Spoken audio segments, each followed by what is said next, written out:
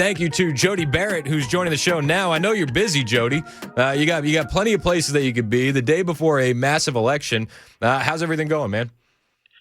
Well, I mean, just a few things going on today, trying to wrap things up here after this busy couple of months.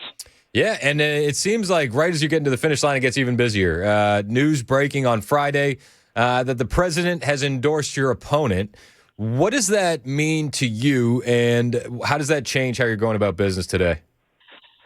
Well, I think look, I have a lot of respect for President Trump, and hate that he came in this late after early voting was already over. But ultimately, this is the people's decision. President Trump, like Gino Bolso, like Afton Bain, does not live in the district. Does not have a vote in this race. So the only endorsement that really matters to me is the vote of the people of the 7th district and the result that we get on Tuesday night. And after that result, then as a party, we will all get behind whoever the nominee is and make sure that we hold on to this seat in December. Now, one of the things that a lot of people have been attacking you about is your votes against school choice. I was on Fox 17, Nashville in Focus over the weekend, and it came up, your vote against school choice. And I made the point, it's looking like a better and better vote every day, especially now that we're seeing taxpayer dollars going to schools, pushing Sharia law. Can you tell me a little bit about that and what you've learned? Well, look, this was something that we brought up whenever this was first contemplated all the way back in the spring of 24. Talked about it again in the lead up to the special session, that if once we start putting taxpayer dollars out there to go to private schools, private religious schools, there's no way for us to control or mandate which religious schools that those monies are going to be available to. So this is not shocking to those of us that were trying to sound that alarm before. But what we know, or what I've seen in the reporting, is that there are at least 2 schools. We know that there are 4 that are out there that qualify for the scholarships, but there are at least 2 that are receiving scholarship dollars that are Islamic schools that do have in their programming some reference to Sharia law, and that being taught as students progress into the higher grades. I mean, it's kind of shocking. What does that mean for Tennessee, even if we were to zoom out a little bit, where we have schools teaching young kids about Sharia law? What does that mean for the fabric of Tennessee? Well, I think you don't have to look very far. You can look at what's happened in France, what's happened in the UK and Ireland over the last decade. Is that it is slowly just a takeover of what's happened there. It's a cultural shift. It's an invasion of sorts. In my mind, sending taxpayer dollars to pay for things like that is no different than funding Planned Parenthood or PBS or any of these other USAID type programs that are really just trying to tear apart our Western civilization and continue to put the nail in the coffin of America being a Christian nation. I completely agree with it.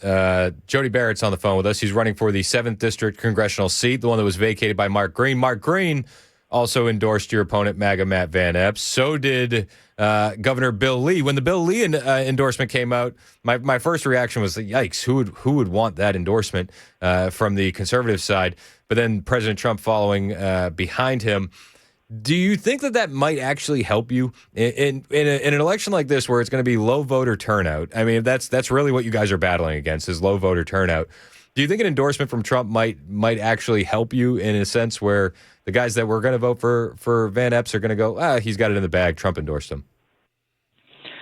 It's possible. I think, you referenced Governor Lee's endorsement. I think all of those endorsements that led up to the end of early voting for Mr. Van Epps all kind of fall in line with the narrative that we've been talking about this entire time. This is the establishment versus the grassroots conservative candidate. And so as long as I can remember growing up here in Tennessee, we've been longing for a real Christian conservative candidate that's homegrown from here to step up and step forward and go represent us in our values. And so we have that opportunity to do that. It's just a question of whether or not we're going to let all of these outside voices and all of this noise and money that's coming in from outside the state to distract us from what the real mission is here. Yeah, no, I agree. We're talking with Jody Barrett.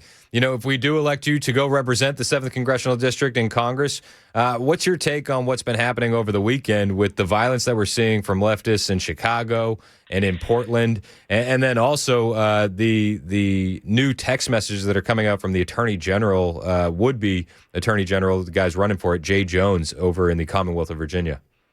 Yeah, this guy in Virginia, this is just completely disqualifying, reprehensible behavior.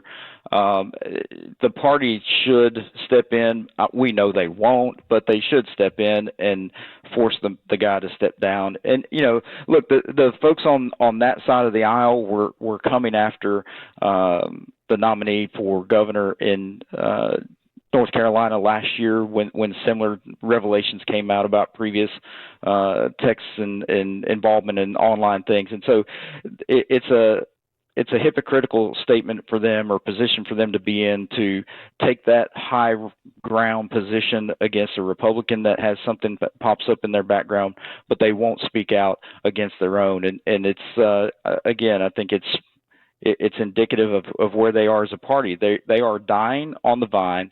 They're losing power, and just like the establishment, even on our own side, as they see the grassroots rise up, they see true conservative leaders come up through the ranks. They see that as a threat, and they do everything they can to hold on to whatever power they have. And that's what the Democrats are doing. They do not care what anybody says or how awful a candidate they are. All they want is to keep a seat so that they can keep their numbers. Yeah, I mean, it definitely seems like it's the same strategy from either our political elites on the conservative side or the Democrats. Though the Democrats tend to go to violence a lot quicker, and we saw that over the weekend in Chicago and in Portland. Your thoughts on what happened over the weekend? Again, it's disheartening, it's discouraging, but we've kind of seen this movie play out. We know how it ends. We watched what happened with Charlie. We all know what led up to that, what instigated that and radicalized that shooter. This language that we keep hearing, look, we saw Afton Bain do the same thing as to the ICE agents here in Tennessee. Yep. It's the precursor. That was the pregame to the actual event that we're now seeing in Portland. It's the prelude to what actually goes on whenever you play this out to the end to see what the final result is. And so, unfortunately, I think we're just going to see more and more of this because of the desperation that the Democrats are in. What do you think when you see, a colleague of yours, Senator Heidi Campbell? She posted the picture of the toddler in zip ties that has been really fueling a lot of the fire in Chicago. Everybody's so upset about it. I received a death threat for doubting the authenticity of the photo. It's been debunked. It was debunked on Saturday by Bill Malugin. I mean, it was debunked in real time, but officially debunked by Saturday afternoon. Sunday afternoon, she's still posting this picture, which was a joke a dad did with his toddler, and acting as if ICE agents are zip tying toddlers. How do we get a hold on that? How do we fix crazy here in Tennessee? And how can we wake up our elected officials and be like, stop pushing this nonsense? Somebody's going to get hurt. Well, we've got to stop. We've got to fix crazy in Tennessee here first by stopping electing these people. Senator Campbell has. This isn't her first time to put just complete and total nonsense out into the world on her social media feed. And she's not the only one in that party here in Tennessee to say and do some just really irresponsible, ignorant things. And so, my hope would be that her people would eventually see that this is not what they need. This is not leading them. This is not providing anything for them that's going to be positive for their district. And hopefully somebody will step forward that has a fully functional frontal lobe that will represent that district. We're talking with Jody Barrett. He's running for the 7th Congressional District of Tennessee. The election's tomorrow, man. What do you need as you're moving forward? What are you calling on supporters to do? How can people assist you on the campaign trail? Well, look, I think all of the information that we have seems to point to us having a lead coming out of early voting. I think that's why there is this desperate move to get an endorsement this late in the game. They've tried everything they can possibly try with all the ads that I listened to while I was on hold waiting to start this interview. That's been going on for months, and it's not working. And everything that they've tried to do, money and influence and power, and now trying to align behind one candidate, it's not working. So what I need is, in order to hold on to that lead through election day, is just I need my firewall to show up. Need my supporters to show up on Tuesday. Brave the rain and bad weather that we're going to have tomorrow, and go to the polls. Make your voice be heard. Don't let these billionaires and outside influences steal this seat at the last minute. As far as I can tell, you're the only candidate with the attack ads going as vicious as they are. At least the most frequency, without a doubt. Does that kind of make you a little bit hopeful? Feel like you're over the target? I feel like they only attack people when they're over the target. Well, absolutely. And to be quite honest with you, I have name ID and face recognition that I never would have had without them spending the millions of dollars to put my name and face in front of all the voters. I was standing in a coffee shop yesterday before church getting my coffee before I went in, and this gentleman walked up to me and said, "Hey, are you Jody Barrett?" And I didn't have any campaign gear on or anything like that. I said, "Well, yes, sir." He goes, "Man, I've seen you on TV. I'm so excited to vote for you. They're coming after you so hard, and I know that's all a bunch of crap." And so that's what I get just about everywhere I go, particularly here in my own state representative district. All the attacks from American Federation for Children and School Freedom Fund on the voucher bill, I've tried to tell everybody that was a wildly unpopular bill in my district. It was 100-1 opposed here. And so them driving home the fact that I stood up against my leadership and voted against that is only helping me. And it's making my base very excited to get to the polls to vote for me. Yeah, and it looks like a better and better move every day that goes by. Jody Barrett, we wish you luck tomorrow, man. So are you worried about turnout with the weather? Well, certainly the weather tends to depress things. And then we've got a lot of these counties that are on fall break this week as well. So, some folks have already left to go on vacation. So we're hoping that we can get as many people as possible to still show up and make sure, maybe hang around town just long enough to go by the polls tomorrow morning before they go on their vacation. All right. Well, Jody, good luck, man, and keep us updated on the progress tomorrow. We'll be rooting for you. Chris, thank you, buddy. Head on a swivel, pal. Yeah, man, you too. God bless. Jody Barrett running for the 7th Congressional District of Tennessee. Election day is tomorrow.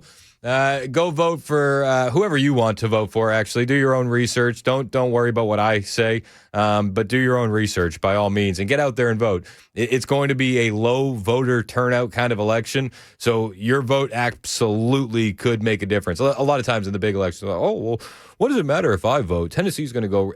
This is not that kind of an election. Your vote absolutely will make a difference, no matter who you want to vote for. And I will say this. All of the guys seem nice, and I've spoken with quite a few of them. They all seem like nice guys, but do your own research, find out who you want to support, and then get out there and support them. Jody Barrett, he's a friend of the show, but Gino Bolso is in here as well, willing to take your questions. I didn't have the opportunity to interview Van Epps, but I know that he was on with Dan Mandis quite a few times. The interview seemed great. Dan says he's a really great guy as well. I don't think that there's a lot of separation between the guys too much. Jody, though, for me, he's at the front of the pack. Just my personal opinion. You vote for whoever you want to vote for. I can't vote for anybody. I don't have a dog in the race. I live in Murfreesboro, so there's that.